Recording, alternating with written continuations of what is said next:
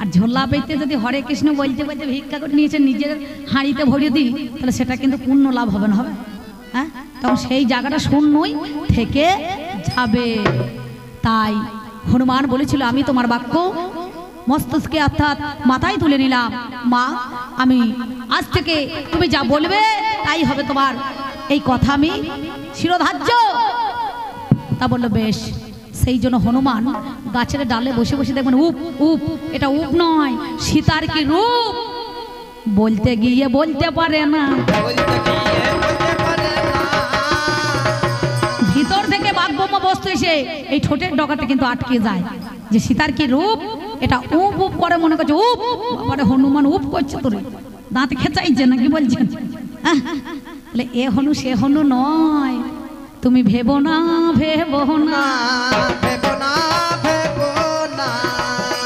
তুমি এমন কথা আর বলো না, এমন কথা আর বলো না, ভেবো না। ভাই এদিকে বলছে তো খুব পাঁচালি গিয়ে, হাই রে অল্প ভাগ্যে বৈরাগ্যে সে ধনে কি পাওয়া যায়, তা ধন পেয়ে আবার বিষয় আসে কি দরকার? পাঁচখানা গ্রাম চেয়েছিল দিলে না, পাঁচখানা গ্রাম চেয়েছিল দিলে না কেন? যদি দিতে তাহলে যুদ্ধ হইতো না, হয়তো? হ্যাঁ, তোমার লজ্জা লাগে না? তোমার দাদা নাম যা যুধিষ্ঠির, দুর্যোধন বলেছিল বিনা ছুঁচের ডাকা যতটুকু মাটি উঠবে সেইটুকু নেবো, আর বাদ বাকি সব দিয়ে দেবো, মা মাটির মানুষকে ভাগ করতে নাই। এ ভগবান গিয়ে বলছে অর্জুন তোমাকে বলছে বিনা যুদ্ধে নাই দেবো সূচগ্র মেদিনী, ছুঁচের দ্বারায় যতটুকু মাটি উঠবে ওরে ততটুকু বাবা ভাগ দেওয়া যাবে না। আমি বলি কথা শোনো,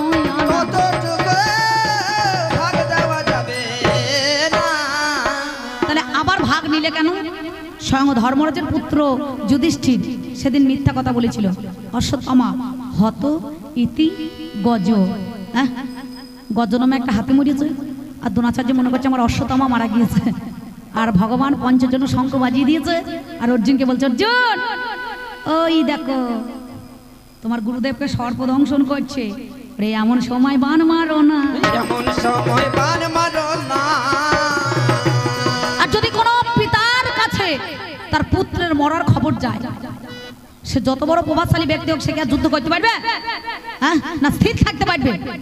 সঙ্গে সঙ্গে থমকে দাঁড়িয়ে গিয়েছে, টপ টপ করে ধনুর ছিলা দিয়ে জল পড়ছে, গুরুদেব কাঁদছে, আর অর্জুনকে ভগবান বলছে ওই দেখো তোমার গুরুদেবকে বধ করো, এই সময় মারো, সাপে দংশন করছে তাকে সর্পদংশন, আর অর্জুনকে বান ছুড়ে দিল, বান এখানে লেগে গেল, ব্যাস যুদ্ধ।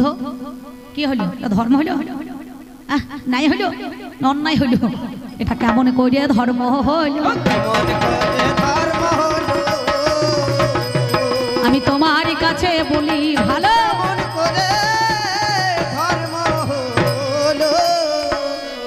ভাই, আরে তোমারে জানাই তাই আমি হনুমান, শোনো আমার ঠাই। আমি হনুমান একদিন মায়ের গর্ভে থেকে আমি 18 মাস ছিলাম, 18 মাস। এই রামনবমীর সময় চৈত্র মাসের দিন আমার জন্ম হয়েছিল হনুমানের। আমি বলেছিলাম মাতৃদ্বারে যদি লিঙ্গ ঠেকায় আমার মা সতী হবে না, অসতী হয়ে যাবে না, কি বলছেন?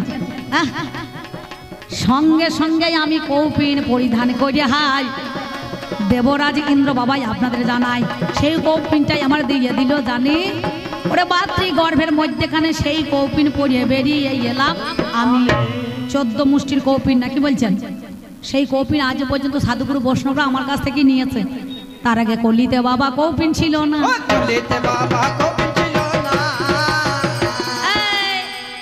কৌপিন নিয়ে এসে বেরিয়ে এলাম। আমি যখন জন্ম নিয়ে নিলাম ভূমিষ্ঠ পড়িয়ে একবার মায়ের কাছে এলাম, তখন আবার প্রচন্ড খিদে বেরিয়ে গিয়েছে, নাকি বলছেন? সূর্যদেবকে লাল জিনিস দেখেছি, চাকার মতো মনে করছি কোনো চোষা কাটিলে লজেস টজেস হবে খাবার ফল, চপাত করে আমি ধরতে গিয়েছি। ইন্দ্র তখন বর্জ্য বেড়ে দিয়েছিল, আমার এই হর্নটা ভেঙে গিয়েছিল, হয় নাই, যাকে চোয়াল বলা হয়। সঙ্গে সঙ্গে মূর্ছা হয়ে গেল, পবনের হাওয়া গতি যা বেগে, বুঝতে পারছে সব একবার দম বন্ধ করে দিয়েছে। দেবতারা ছটপট ছটপট ছটপট ছটপট ছটপট ছটপট করছে। বলল এ হচ্ছে পবন পুত্র হনুমান নাকি, হ্যাঁ, বীজ দান করেছিল কেশরী ক্ষেত্রে নাকি বলছেন, তাই তো ক্ষেত্র যার ফসল তার। আর পবনই প্রথমে ওই মনে করুন একবারে সুমরু পর্বতের মধ্যেখানে যখন চিত্রকূট পর্বতের মধ্যেখানে যখন আমাকে রাখা হলো, বলে যে প্রথমে এর মুখ দেখবে সেই ওর বাবা নাকি বলছেন, হ্যাঁ। তাহলে কেউ বলে ভোলানাথ, কেউ বলে পবনদেব, কেউ বলছে কিশোরী নাকি বাবা। তাহলে কিশোরী ক্ষেত্রে বীজ দান করেছিলেন, সেই জন্য কিশোরী ক্ষেত্র যার ফসল তার। আর পবন বর্তনকারী হাওয়া দিয়ে প্রথম মুখটা দেখেছিল নাকি বলছেন, ঢাকা দেওয়া হয়েছিল, সেই ঢাকাটা পবনের গতিতে বেগে যখন ঢাকনা খুলে দিয়েছে, মানে ঢাকা খুলে দিয়েছে, সঙ্গে সঙ্গে মুখ দেখলো, বলে আজ থেকে ও বাবা হবে নাকি বলছেন।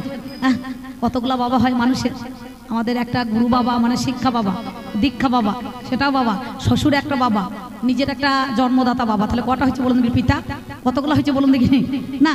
তাহলে সেই রকম ধারা বাবা সবাইকে বলা যায়, শুধু এক রকমের নয়।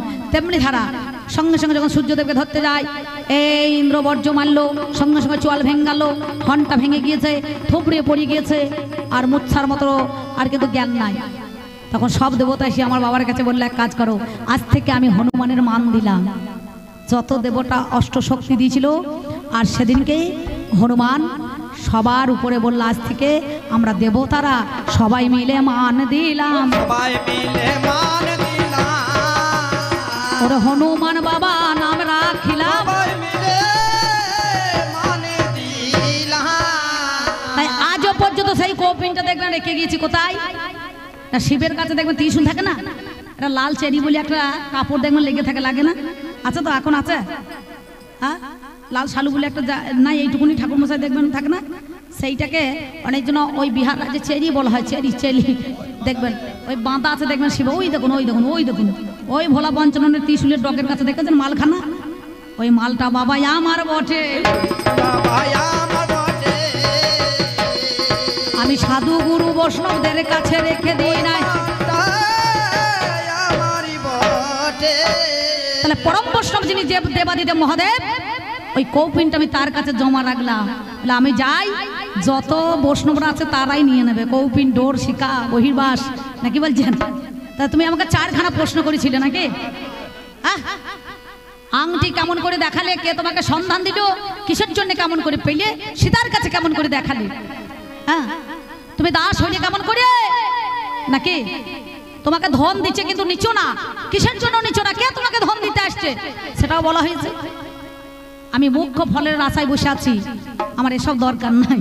আচ্ছা, আমি আর তো মাত্র মনে করুন ওই 2 দিন বাঁচবো, মানে তেতা যুগে যুদ্ধ, আমি রাবণ যখন হয়েছিল রামের সঙ্গে, তখন তেতা যুগ চলে গেল, তারপরে দাপর এলো, কলি নাকি বাবা, হ্যাঁ, তাহলে তেতা গেল, দাপর আর কলি, মাত্র 2 দিন বাঁচবো। আমি ঘর দরকার নাই, বাড়ি দরকার নাই, কিচ্ছু দরকার নাই। তাই আমি সীতামাতাকে যেদিন নিয়ে এসেছিলাম অযোধ্যায়, সেদিন সীতামাতা আমাকে একটা মুক্তোর মালা আমার গলায় পরিয়ে দিয়েছিল। হনুমান চারিদিকে তাকিয়ে দেখলো, কোথায় তো না রাম নাম লেখা নাই, ওই মালার মধ্যেখানে দাঁতে করে কটকট কটকট করে চারিদিকে চেয়ে হনুমান মালাখানা কেটে ফেলে দিল। লক্ষণ ঠাকুর বলেছিল, রে বনের পশু হনুমান, এই মুক্তোর মালার কি জানবি মান। ঠাকুরকে বলেছিল, ঠাকুর মুক্ত দরকার নাই, আমার মুক্তিখানায় আগে চাই গো, আমি তোমারই কাছে বলে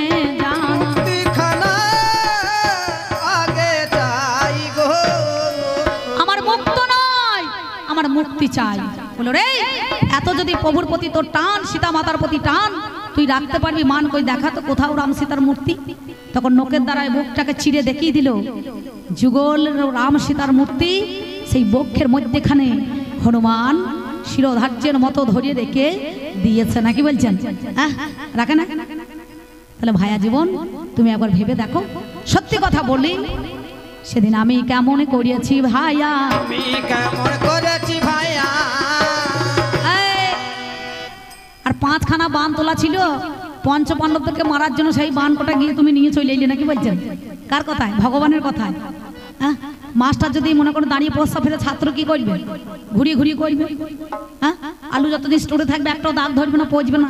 আর সেই আলুর স্টোর থেকে ছাড়িয়ে নিয়ে এসে চৌকির তলায়, খাটের তলায় যেখানে রাখবেন, একখানা মাল যদি দাগ ধরে যায়, চারি বেড়া যে কোটা থাকবে সব কোটাকে দাগ ধরাবে।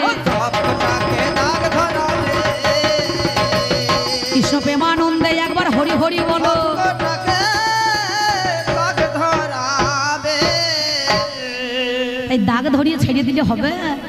যাতে না দাগ ধরে সেই ব্যবস্থাটা করতে হবে। ভাই তুই বিয়ে করেছিস, ভালো করেছিস, ছেলে তৈরি করেছিস, ভালো হয়েছে, যা করগা তাতে আমার কোনো দুঃখ নাই, নাকি বলছেন?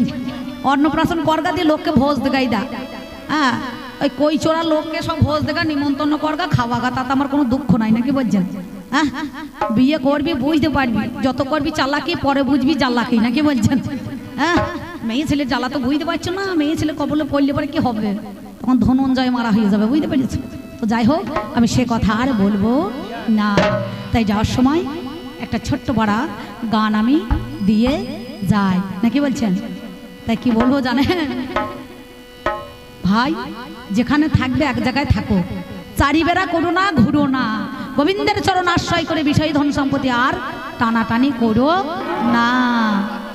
কি বলবো জানো, তোমার কাছে যা শেষের সময় গান দিচ্ছে, আমার ঘরে জন্মেছে এক দুরন্ত ছেলে। বাবারে বাবার, ছেলে তো দুরন্তই হবে, বাবা যে দুরন্ত। ছেলে যদি দেখবেন, ছেলে কখন দুরন্ত হয় জানেন? বাবা মা জন্ম দিতে গেলে পরে তারাও যদি দুরন্ত হয়, ছেলেও দুরন্ত হয়ে যাবে, নাকি বলছেন?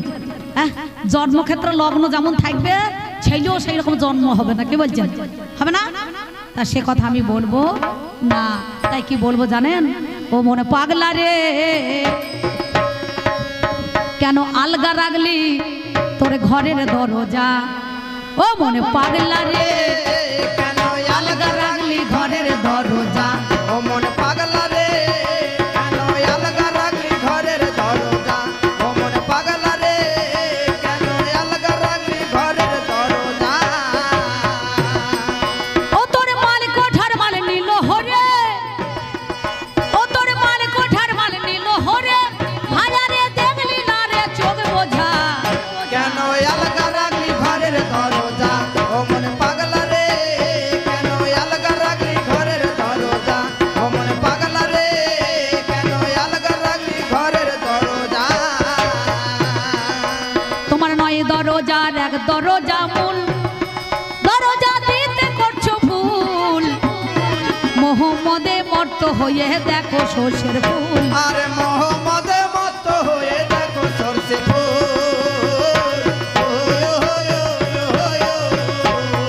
তুমি কামের সেতে হইয়া মজবুল, ওরে কামের সেতে হইয়া মজবুল, ওই দেখ ছয় চোরাই মানে মজা, কেন আলগা রাখলে ঘরের দরজা, ও মন পাগলা রে কেন আলগা রাখলে ঘরের দরজা, ও মন পাগলা রে কেন আলগা রাখলে ঘরের দরজা। ভাই তোমার নয় দরজার এক দরজা মূল। আস্তে আস্তে আস্তে, কেউ চঞ্চল হবেন না, একটু ধৈর্য ধরে বসুন না। তাই কি বলবো জানেন, যোগান দিতে কামড়িপুর খাদ্য হইলে ধর্মের অবাধ্য, অসিদ্ধ করিছ ঘরের ভোগের নৈবেদ্য, আর অশুদ্ধ করেছ ঘরের ভোগের নৈবেদ্য।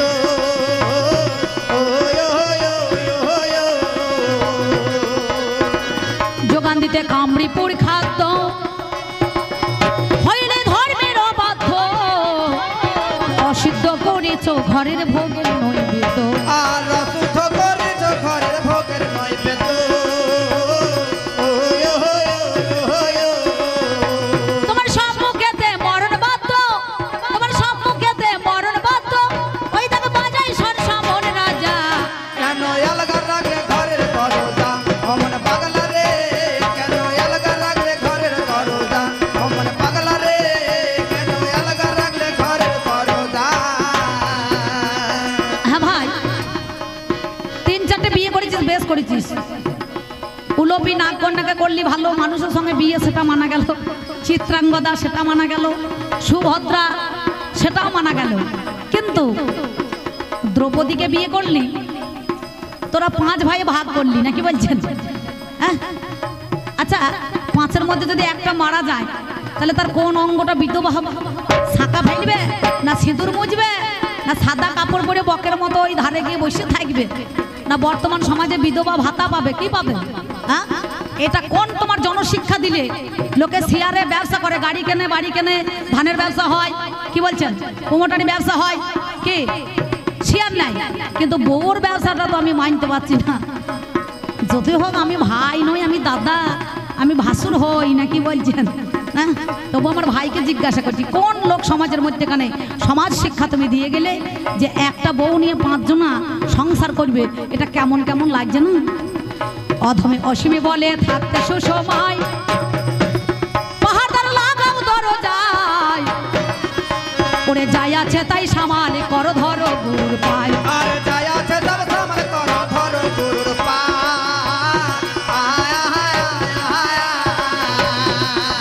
তুমি রক্ষা পাবে ভাবার কি পায়, তুমি রক্ষা পাবে ভাবার কি পায়, তোমার মন হলে সরল সোজা। কেন আলগা রাখলে ঘরের দরজা অমন পাগল রে, কেন আলগা রাখলে ঘরের দরজা অমন পাগল রে, কেন আলগা রাখলে ঘরের দরজা। তোমার মালিক কোঠার মাল নিল হরে, তোমার মালিক কোঠার মাল নিল হরে, ওই দেখে দেখলে না রে চোখ বোঝা।